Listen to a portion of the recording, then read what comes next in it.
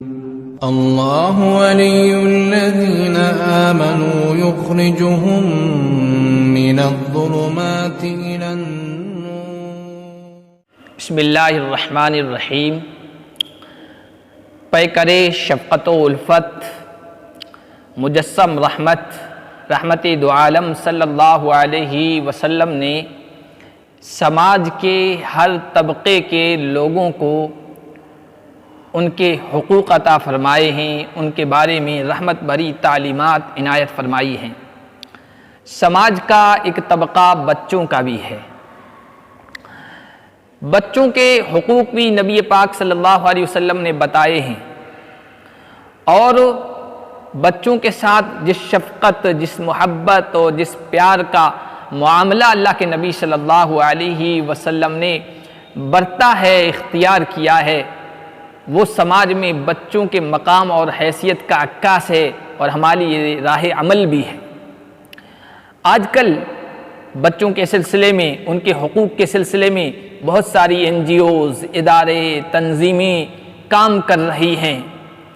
بچوں کے حقوق کی اہمیت بتا رہی ہیں، لیکن نبی رحمت صلی اللہ علیہ وسلم نے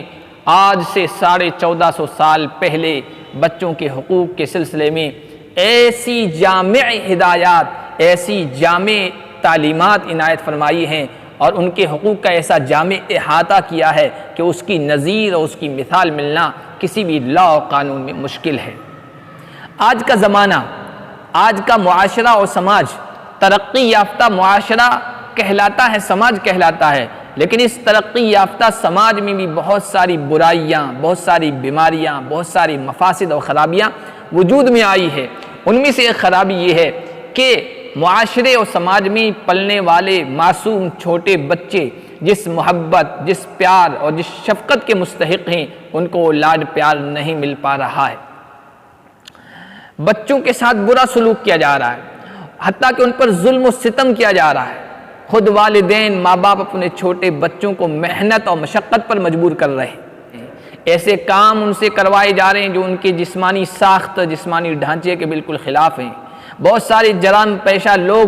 ان بچوں کو جرائم کی دنیا میں دھکیل رہے ہیں اور ان سے غیر قانونی کام کروا رہے ہیں۔ پھر یہی بچے جب بڑے ہوتے ہیں اور بالغ ہوتے ہیں، بڑی عمر کے ہو کر بڑے سے بڑا جرم کرنے میں بھی جھجکتے نہیں ہیں، ہچکچاتے نہیں ہیں۔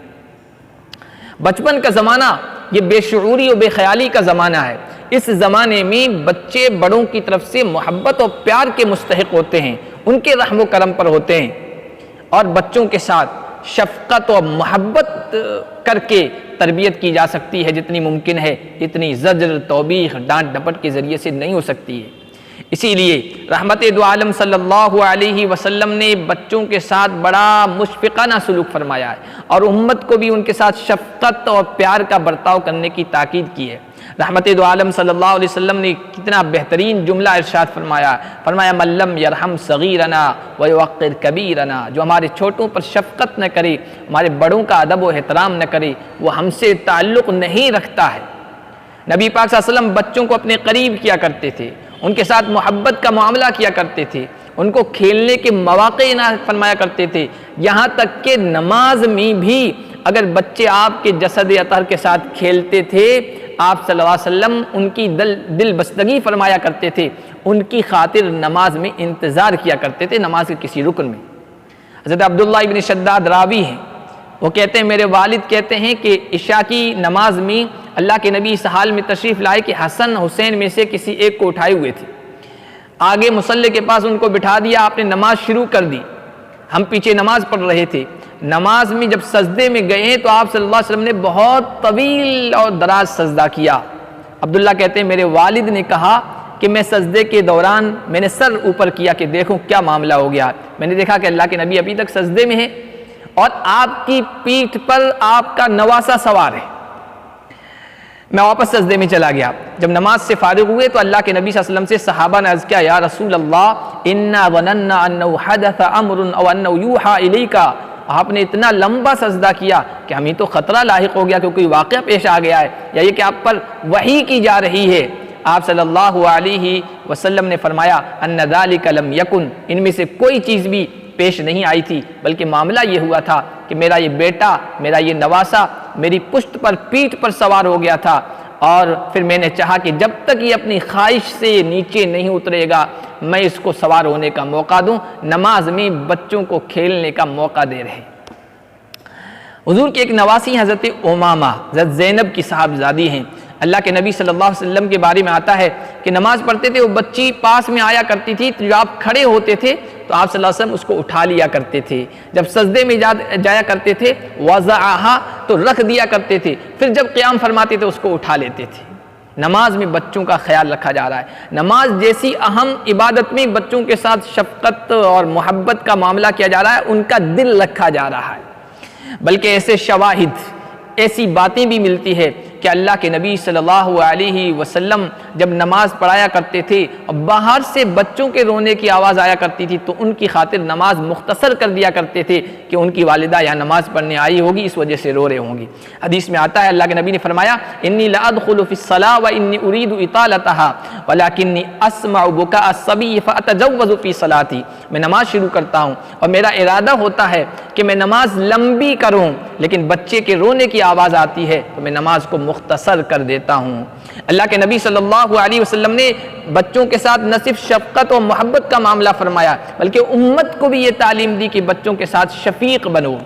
اقرا بن حابس حضور کی مجلس میں بیٹھے، حضور کے نواسے آئے، حضور نے ان کو گلے سے لگایا، بوسہ دیا، چوما، تو وہ کہنے لگا ان لی عشرۃ من الولد ما قبلت منهم احدا،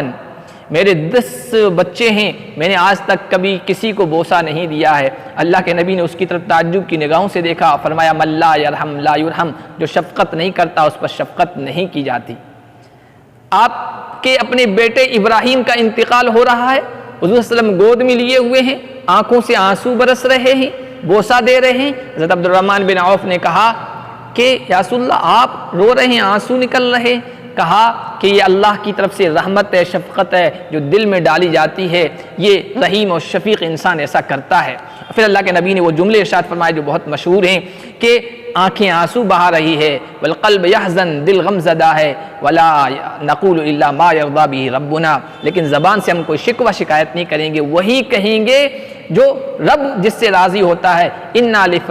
لفراقک یا ابراہیم لمحزنون، اے ابراہیم تمہاری جدائیگی پر ہم غم زدہ ہیں۔ یہ حضور کا اپنے بچوں کے ساتھ شفقت کا معاملہ تھا۔ امت کے بچوں کے ساتھ حضور کا شفقت کا کیا معاملہ تھا، انشاءاللہ اگلے ویڈیو میں بیان کیا جائے گا۔ آپ جڑے رہیں، چینل کو سبسکرائب کریں اور ہر آنے والی ویڈیو کو دیکھیں تاکہ ہمیں آگے مسلسل ویڈیوز بھیجنے اور اپلوڈ کرنے کا حوصلہ مل سکے۔ اللہ پاک ہم سب کو شفقت اور رحمت کا پیکر بنائے۔